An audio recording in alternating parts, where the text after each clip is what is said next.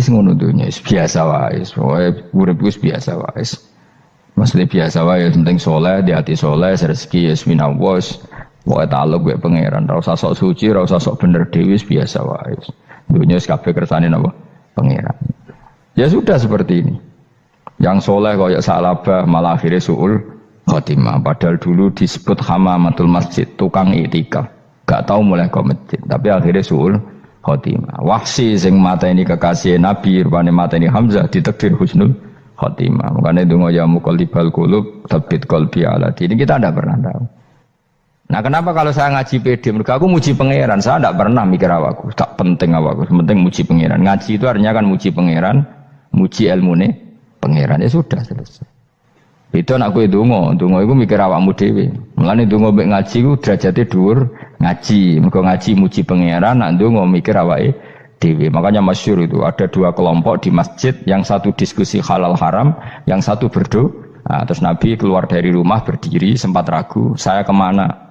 Terus akhirnya Nabi ngendikan mereka itu berdoa, kalau Allah mengabulkan ya disembadani. Tapi mereka belajar halal haram. Itu perintahnya Allah, saya sebagai Nabi. Terus akhirnya Nabi gabung kelompok yang belajar halal haram. Karena belajar halal haram artinya ingin menghidupkan hukumnya Allah Ta'ala. Tapi nak wong donga kepingine iku kabul kajate. Intine mikir awake dhewe. Makanya saya termasuk ulama yang jarang berdoa. Tapi ya berdoa tapi kadang-kadang. Nah kowe kan gak kontribusi ning agama ora pati ya ndonga. Oh dasar murahan. Ya tapi piye mulang ya ora payu. Jadi kadang-kadang kula dibantah. Lah jenengan mulangi payu Gus. Lah kula ora payu, ndonga-ndonga ngono. Ya tapi aku ngerti pangeran ora bakal nyembadani barno ora Gus. Pangeran yo paling wis dikai sithik ngono cukup ngono. Kula termasuk orang yang enggak setuju ya kalau orang sholawatan terus berlebihan tapi khidmah ini Nabi kurang. Maksudnya gini loh, sholawatan berlebihan ya. Redaksi sholawat tentang Nabi itu kecil. Bukan sholawat jumlahnya enggak. Redaksi tentang Nabi itu kecil, sementara tentang keinginannya itu saya tidak suka. Saya suka sholawatan itu ya yang nyifati Nabi banyak, kemudian keinginannya kecil. Itu bagus. Kayak Ikhya itu, kayak Ikhya Abdul Hasan Asadili itu, kalau dongo itu jaluk mau swidik paling baris paling terakhir. Misalnya gini, nahmaduka ya man huwa la ilaha illa anta ar-rahmanur rahim, itu langsung in sampai nyifati Allah itu 99. Buar ngono nganti berkuras-kuras. Lagi terakhir mau jaluk dongo sithik. Nah kowe kan enggak muni muji Allah mau basa-basi tok. Alhamdulillah rabbil alamin wassalatu wassalamu ala Muhammadin. Mau nggo syarat tok. Baru ke Allahumma inna nas'aluka nganti telung lari. Telung halaman. Tapi pas muji pangeran alhamdulillah rabbil alamin wassalatu wassalamu ala Muhammadin. Bariku terus dongo njaluk mapan tolak buala. Yo aja. Mana jare pangeran? Muji kekasihku suwidik dongane kecangkeman. Lah saya tuh gak suka jenis itu. Harusnya sholawatnya itu yang panjang. Maksudnya nyifati Nabi yang panjang. Baru mintanya sedikit. Itu bagus. Duwe akhlak. Makanya saya diantara sholawat yang senang itu sholawatnya Habib Ali Al-Habsyi yang arang Simtudur. Itu kalau beliau baca sholawat itu sholatan yattasilu biha ruhul musolli alaihi bi fayam basitu fi qalbi sirru nuri ta'alluqi bi wa hubbi wa yuktabu biha bi inayatillahi ta'ala fi hisbi. Jadi dia baca sholawat itu, ya Allah berikan sholawat kepada kekasihmu Muhammad. Dengan sholawat ini rohnya saya, musolli itu rohnya saya yang membaca sholawat, bisa sambung dengan rohnya Rasulullah. Dan setelah sambung saya terhitung sebagai orang yang mencintai Rasulullah. Dan saya berharap dari cinta itu saya tertulis sebagai umatnya. Nah aku kan enggak mau sholawat itu saya termasuk orang yang enggak saya loh ya. Tapi ya tetap baik dibanding nganggo primbon ya satu sholawatan itu. Tapi boleh punya etika lah dengan Rasulullah itu. Boleh kalau dongo nyifati Nabi yang banyak, ya baru keinginan. Kan banyak itu sholawat yang seperti yang saya misalnya di kitabnya Sayyid Muhammad ada Allahumma sholli ala sayyidina Muhammad nuri kalam alladzi. Wah nyifati Nabi itu sampai panjang lebar baru menceritakan hajatnya. Kalau kamu kan enggak nyifati Nabi basa-basi, mau sidik mana. Malah kadang orang sholli ala Muhammad. Kok ala Muhammad muni Sayyidina aja disoal. Masalah terus bariku dongane apa? Panjang. Saya termasuk yang enggak setuju karena itu menurut saya kurang etika. Makanya Rasulullah itu kalau berdoa kalau sudah nyifati Allah coba tak beri satu contoh saja doanya Nabi. Alhamdulillah hamdan yuwafi ni'amahu wa yukafi'u mazida ya rabbana lakal hamdu kama yanbaghi li jalali wajhika 'azimi sultanik la nuhsi thana'an 'alaika anta kama asnaita 'ala nafsik. Itu sudah berapa itu nyifati Nabi? Itu belum doanya tuh. Nah kamu kan enggak Alhamdulillah rabbil alamin Allahumma ya Allah iki hajati wis gremeng tok titik. Seramutu tenan. Njen gak bakat wali. Nah cara kula iku sisen ngono. Kula ya sering ngamini dongane wong ngono tapi ning atiku amin itu maksudnya amin barno mawon Gusti. Nanti aku amin tapi amin ku barno mawon Gusti. Wong ora jelas ngono betul. Jadi aku muni amin tapi amin barno maksudnya ya Allah barno amin ngono maksudnya. Jadi karena tadi setahu saya doanya para nabi, para wali itu memang seperti itu. Ya coba itulah doa tadi aja yang saya sebut itu berapa kalimatnya? Apa? Alhamdulillah hamdan yuwafi ni'amahu wa yukafi mazida ya rabbana lakal hamdu kama yanbaghi li jalali wajhika 'azimi sultanik la nuhsi thana'an 'alaika anta kama asnaita 'ala. Enggak terhitung pujian saya kepada engkau sebanyak engkau memuji pada diri engkau sendiri. Allahumma inni a'udzu biridhoka min sakhatika fi mu'afatika min uqubatika wa bika minkal. Allahumma sholli bi haqqi jabarutika wa bi khawfika. Kan panjang sekali doanya wali-wali itu, tapi semuanya mensifati Allah. Bahkan banyak yang kemudian lupa enggak doa. Coba haji, doa haji itu coba. Labbaik Allahumma labbaik la syarika lak innal hamda wan ni'mata laka wal mulka la syarika lak. Wa ni'mat itu kan labbaik saya siap melaksanakan perintahmu ya Allah sa'dik. Engkau yang punya pujian, engkau la syarika lak. Itu malah enggak ada, jarang malah ada doanya. Itu kalimatnya talbiyah semua. Allahumma antal azil akram itu sudah seperti itu. Karena tadi al mu'min yashghaluhu sana 'ala Allah min ayyakuna li nafsihi dzakiran. Mukmin sejati adalah sibuk memuja Allah sampai lupa jatah dirinya sendiri. Nah, kowe kan gak mujine Allah basa-basi, dongane tenanan. Itu jadi makhluk aneh, itu jadi hubungan mbek pangeran itu wong aneh. Ya tapi jan ra bakat wali, ngono iku dadine ngono iku. Ya tok ngono kok mari wali kakean malah gak elit. Jadi tapi saya mohon itu di sholawat itu usahakan jumlah paling enggak jumlah sholawatnya banyak, doanya sedikit. Paling enggak misalnya kamu tidak punya kalimat yang apa baik ya mau sholawat ping 100 itu gak ada salah biar guling-gilingan apa kita menyebut kekasihnya Allah lebih banyak ketimbang kita menyebut hajat kita sendiri ya gitulah. Paling enggak punya etika seperti itu ya. Kalau kamu enggak punya segot-segot sing keren, bacalah sholawat berapa 100 terus cerita awam Gusti utang kula kathah. Mungkin ra jawab wis roh ngono.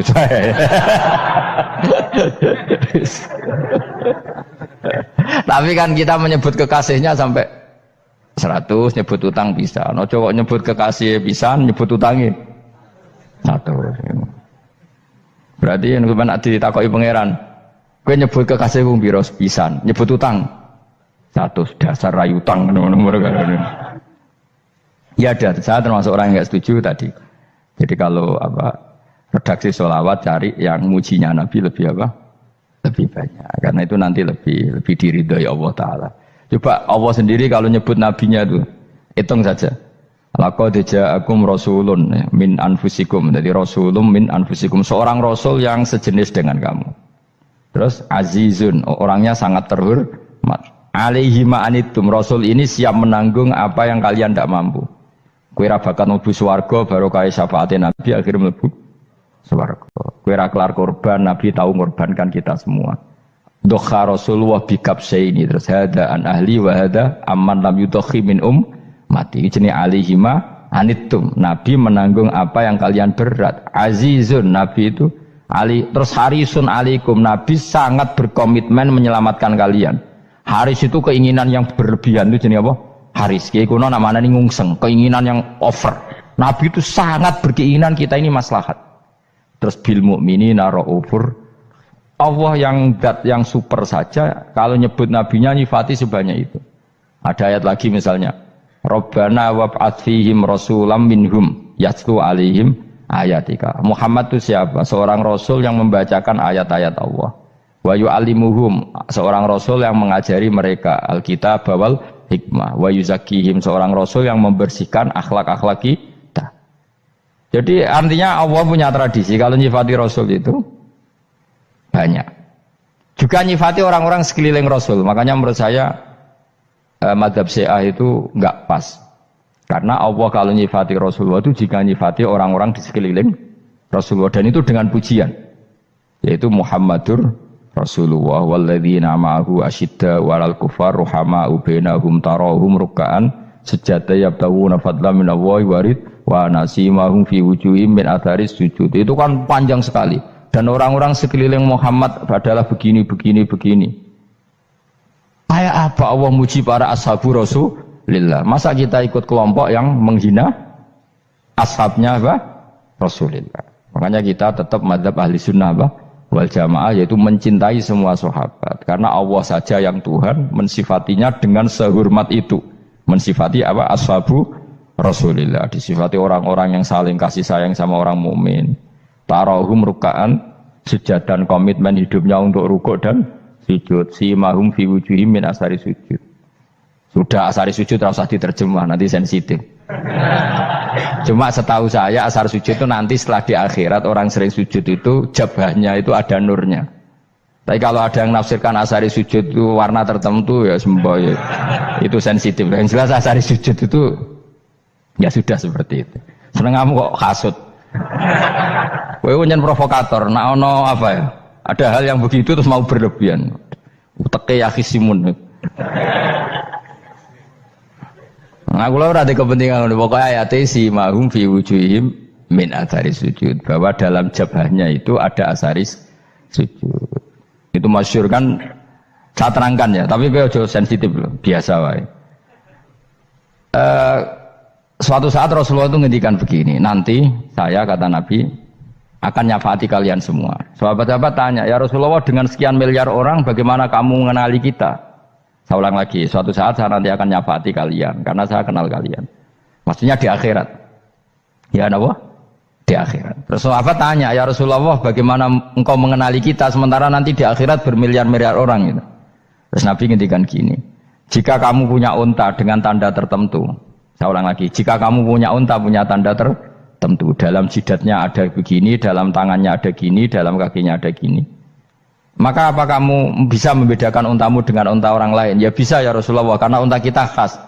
Misalnya kaki depannya ada putihnya, kaki belakangnya ada putihnya, dalam baduknya ada putihnya. Terus kata Nabi, inna ummati yud'auna yaumal qiyamati hurran muhajjalin min asaril wudu. Nanti umatku nanti wajahnya juga bersinar, tangan kakinya juga bersinar. Jadi asar itu saya pastikan secara riwayat itu akhirat, maksudnya tentang akhirat. Tapi bahwa yang di dunia ada yang memulai asar itu nggih monggo mawon. Loh itu bagus kan, artinya ekspresi percepatan. Ndak apa-apa loh, daripada kok kowe ra jelas ini gitu.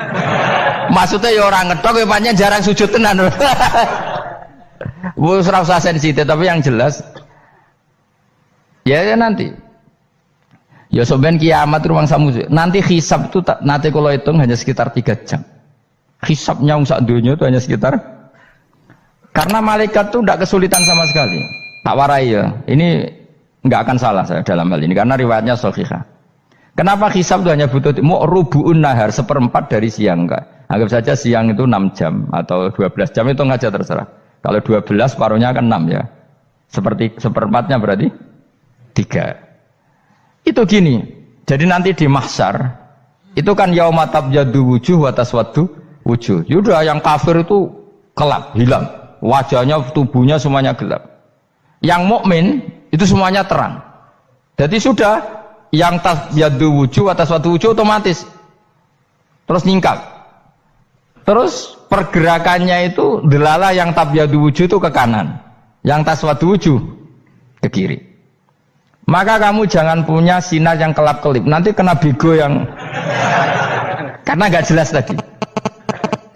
Maka kamu harus sinarnya yang sejelas-jelasnya. Ghurran muhajjalin min asaril. Bila perlu nur kamu sampai menembus langit saat itu. Makanya ketika orang mukmin sudah nurnya ada di muka, ada di tangan, masih ngendikan Rabbana atmim lana nurona, karena takut masih kena bigo tadi. Karena kalau hanya wudhu tok, sikil tok kan, bayangkan di miliaran orang kan bisa agak kelihatan. Tapi kalau nurnya sampai nembus langit kan, itu siapa kok nurnya sampai, kan malaikat langsung tahu. Makanya hafal Quran, alim kan insya Allah nurnya itu. Sama zaman itu masih berdoa, Rabbana atmim lana, sempurnakan nur kami. Karena nanti identifikasi malaikat berdasar tadi, kalau ada nur berarti diletakkan ashabal yamin, kalau nggak ada nur, ashabal shimal. Nah malaikat yang dibawa bigo itu kira-kira detail nggak? Dugaan saya kalau kelap-kelip pasti kena simal. Wah ini partai kiri mesti kan. Pemenang yang wudune mau dulet sirah tok sidik. Karena anak madzhab Syafi'i. Sebetulnya meskipun itu sebaiknya kalau basuh sirah itu kabeh ben ora kelap kelip mana aneh pepes terus dulat-dulet tok. Iku soben ya itu. Kelap-kelip. Ya sudah ya. Setelah itu kata ngendikane pangeran yu'raful mujrimuna bisimahum fayukhadu bin nawasi wal aqdam. Orang-orang pendosa kelihatan maka diletakkan di kiri. Nah sama yang orang-orang baik simahum fi wujuhim min asari sujud. Jadi ayat itu jelas tentang akhirat. Tapi kira usah terus provokasi. Seneng kamu kok ya khisimun. Maksudnya provokator gitu. Jadi nanti yang mukmin jelas nurnya. Lah nur ini nanti dengan kadar iman kamu, perilaku kamu. Ada yang kelap-kelip, ada yang. Nah yang kelap-kelip ini orang kena bigo itu tadi.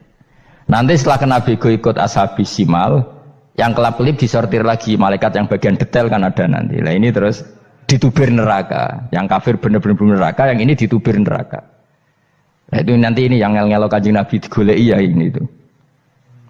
Mana sakit Kanjeng Nabi, mana ono kiai soleh darani, nek iso soleh dhewe sakit Nabi mergo terus goleki endi umatku sing kelap-kelip terus dicari disafaati. Ya imma langsung dituruti Allah wa imma diumbasik ning neraka. Ya terserah rencanamu piye kon aku. Tapi yang jelas apa? Kiamat itu cepat sekali karena tadi ada identifikasi tadi. Makanya hanya cukup 3 jam karena tadi yang jelek kelihatan jelek, yang baik kelihatan baik. Makanya cepat. Ya araful mujrimuna bisimahum, orang pendosa dikenali lewat alamatnya yaitu taswaddu apa? Wujuh. Kalau orang baik dikenali lewat tabyadu wujuh. Nah terus setelah nyingkir, ini ngono tak warai kiamat. Setelah nyingkir itu faduri babenahum bisuril lahu bab. Setelah tersingkir tadi terus lalu ada pintu penghalang, pintu pemisah.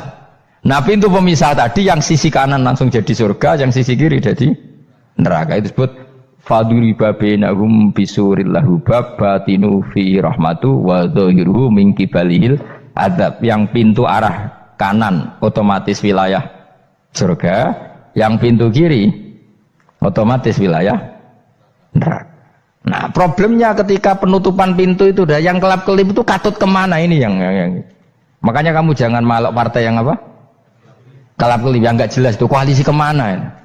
Kalau partai besar kan iso nyalon presiden, partai kecil ini kan ikut mana ini kan sing sak ngisore 1%, 2% ini kan repot.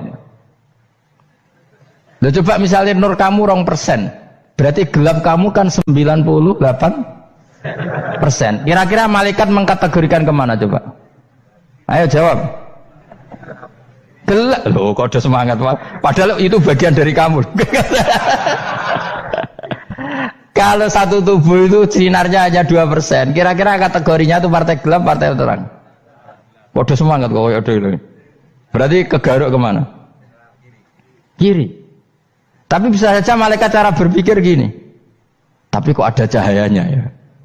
Padahal kata Allah, yang bercahaya ashabul yamin. Kan nggak ada bilang cahaya terang. Bisa saja malaikat, alhamdulillah berpikir begitu. Ya nanti kita rayu saja supaya berpikir ini kan. Yang penting ada cahaya. Kan Allah tidak bilang terang apa kelap-kelip. Ya mungkin saja asal ada cahaya. Dikategorikan lahu nur, punya apa? Nur. Tapi yang jelas saat itu pun yang sudah punya cahaya masih berdoa Rabbana atsmim lana nurona. Ya Allah saya mohon sekali nur-nur kami sempurnakan. Jadi ini saya bantu teman-teman yang hafid-hafid supaya tahu maknanya ya. Dan yang nggak hafid ya dengar ya. Kalau nur itu penting. Makanya Nabi itu kayak apa? Nabi itu orang super. Itu kalau ngendikan wa maj'al min fawqi nuran wa min tahti nuran wa an yamini nuran wa an simali nuran, sampai terakhir Nabi masih mendoa untuk dirinya waj'al li nuran, dan semua tubuh saya jadi nur. Jadi Nabi sudah gitu kan. Ya Allah, jadikan sisi depanku nur, belakang kami nur, kanan nur, kiri nur. Terakhir itu apa? Waj'alni nuron, dan doa semoga semua tubuh saya jadi nur. Itu termasuk doa yang sering saya baca. Karena saya takut kelap-kelip tadi, ini bahaya ini kalau malaikat. Saya tidak tahu cara berpikir malaikat tadi. Apa ngitung 98% maka dikategorikan apa? Gelap. Apa dihitung nurnya saja? Wong instruksinya Allah kan yang ada nur ashabul yamin. Meskipun kelap-kelip kan punya nur. Saya tidak tahu nanti ikut 2% ikut mana kalau di partai koalisi itu. Ya, ikut yang menang biasanya, ikut yang apa? Ya paham ya, makanya saya mohon kalau wudhu itu usahakan sempurna, terutama wudhu sholat. Kalau nggak wudhu sholat itu sebaiknya nggak sempurna, supaya ada bedanya wudhu sholat sama wudhu tidak sholat. Rasulullah itu masyhur gitu ya. Rasulullah itu kadang tawaddu'a wudhu'an khafifan, wudhu yang sederhana, yaitu hanya sekali-sekali dan tidak sempurna. Ketika ditanya as-sholat ya Rasulullah, tidak. Misalnya saya habis makan, mau tidur, biasanya ya wudhu, tapi tentu tidak perlu sesempurna kayak wudhu sholat, biar ada bedanya. Rasulullah juga gitu, beberapa kali beliau wudhu, tapi tidak sesempurna wudhunya untuk sholat. Masyhur itu di riwayat tawaddu'a wudhu'an khafifan duna wudhu'ihi lis sholat. Tapi kalau wudhu untuk sholat asbaghal wudhu, menyempurnakan wudhu. Jadi supaya ada bedanya wudhu sholat dan wudhu tidak sholat. Saya gak wong sore ngaji podo kabeh. Abu Bakar ya gitu. Ana wong poso sunat kok nyediakno buka, dimarahin. Istrinya pernah nyediakan buka beliau untuk puasa sunat. Itu embernya dipecahi Abu Bakar. Ditanya, kenapa gitu? Apakah kamu akan menyaingi Ramadan? Jadi gak boleh memperlakukan puasa sunat kayak Ramadan. Ya biasa saja kalau puasa sunat kok wah buka kolak apa. Ramadannya ya iri tuh. Ini gimana kok saya disaingi ini? Jadi kabeh itu ada proporsinya, ada apa? Makanya megang Quran ya wudu, megang wudu. Nah, kabeh gitaran terus wudu, pengiran tersinggung. Piye kok menjegal gitar wudu? Jadi enggak boleh kebaikan disaingi itu juga enggak boleh. Bapak gue sregep wudu sampai nyekel gitar. Yo, Quran tersinggung, wah semen iku gak semen kan. Malaikat panitia kan ya tersinggung. Kabeh itu kan ada proporsinya, apa? Ada proporsinya. Itu hebatnya Rasulullah. Jadi kalau beliau wudu, bahkan wudu itu wudu li sholat sama tidak sholat itu. Misalnya sholat sunat itu kamu mampu ngadeg boleh nggak duduk? Boleh. Kalau sholat fardu nggak boleh, biar ada bedanya. Fardu itu spesial, nggak boleh, harus berdiri. Kalau sunat pun harus berdiri. Fardu tersinggung, piye sunat kok nyaingi aku kan gitu kayak. Ya makanya sholat fardu wajib berdiri ya. Sholat sunat boleh duduk meskipun mampu loh ya. Nggak boleh sama. Sholat sunat pun harus berdiri. Berarti ada sunat menyaingi fardu. Ya jelas ya, jadi aturan main itu harus jelas, nggak boleh. Makanya Abu Bakar itu nggak mau kalau ada orang puasa sunat kemudian apa? Abdullah bin Mas'ud lebih parah, dia itu tukang nyuwepeng orang yang selalu sholat duha. Makanya saya itu duha itu jarang, karena takut kena sweepingnya siapa? Abdullah bin Mas'ud. Itu ada orang khusyuk tiap hari duha, diswepeng sama dia. Apakah kamu menjadikan sholat ini jadi fardu? Kok mbok lakoni bedino? Awas nampak lakoni bedino. Daerah akhir duha dilakoni bedino. Perkara ini butuh duit. Itu kalau zaman Abdul Mahmud kena sweeping apa? Karena berarti menandingi fardu. Jadi sebenarnya usah anut ilmu ku bahaya itu di sensitif. Cuma ini kan ilmu tetap tak utarakan. Biar kamu tahu, nggak boleh fardu disaingi itu nggak. Coba kan banyak ketentuannya tadi. Contoh paling gampang itu apa? Kalau sholat fardu boleh, nggak boleh apa? Duduk. Sholat sunat boleh duduk. Sholat sunat boleh di kendaraan sesuai jalannya kendaraan. Ainama tawajjahat bi rohilatu. Kalau sholat fardu, kalau kamu naik unta harus turun untuk memastikan di kiblat.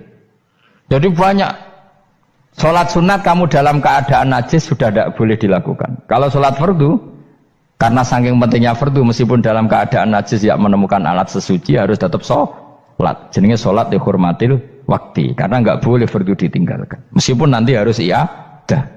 Karena nggak boleh mengalahkan fardu meskipun itu oleh najis.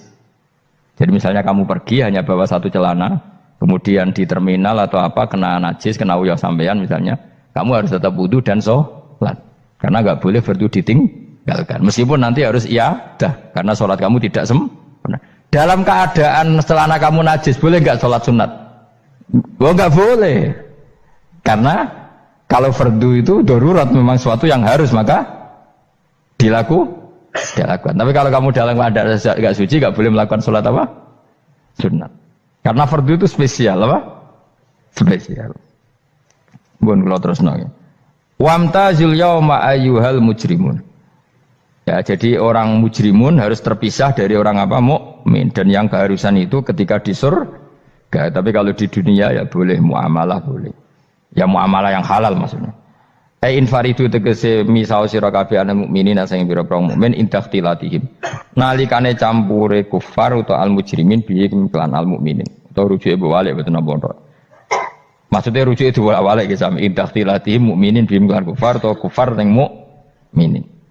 Alam ahad ilaikum ya bani Adam. Alam ahad ana ta ora merentano ingsun ilaikum maring sira kabeh. Amurkum tegese ana ta ora merentano ingsun kum ing sira kabeh ya bani Adam ya bani Adam. Ala lisani rusuli ing atase lisane para utusan-utusan ingsun. Bukankah saya telah merintahkan kamu wahai Bani Adam Allah ta'budu setan. Yen ora menghamba sira kabeh asetan ing setan. Ngendikane pangeran kowe ijek kanut setan cek nemen nih. Bukankah sudah saya perintahkan kamu tidak boleh diperbudak napa setan. Maknane la tutiu tegese aja taat sira kabeh ing setan. Inna sak temene setan laku maring sira kabeh aduun musuh mubinun kang jelas. Bayinul adawati banget musuhane. Lah wong setan musuhmu kok malah mbok nut bocah kok sarap ngono. Karwan musuh kok di nut. Anut ya pangeran mergo Allah wali fid dunya wal akhirah. Wa ani buduni lan yen to nyembah sira kabeh ni ingsun. Wa anstune kelakuan budu nyembah sira kabeh ni ingsun wahidu tegese nglakoni ya tauhid sira kabeh. To mengesa kana sira kabeh ni ingsun. Wa ati ulan taat sira kabeh ni ingsun. Harusnya kita hanya ibadah ning Allah Subhanahu wa ta'ala karena dia yang menciptakan kita, tempat kita kembali. Setan itu tidak siapa-siapa, makhluk yang hina, yang lemah. Kok malah taat ya ning gone zat sing super, sing gawe kita, sing memberi rezeki kita dan zat yang kita kembali. Hadza utawi iki maksudane taat ning Allah taala. Hadza ay al madkur min taatillah ku siratun ku dalan tariqun dalan mustaqimun kan.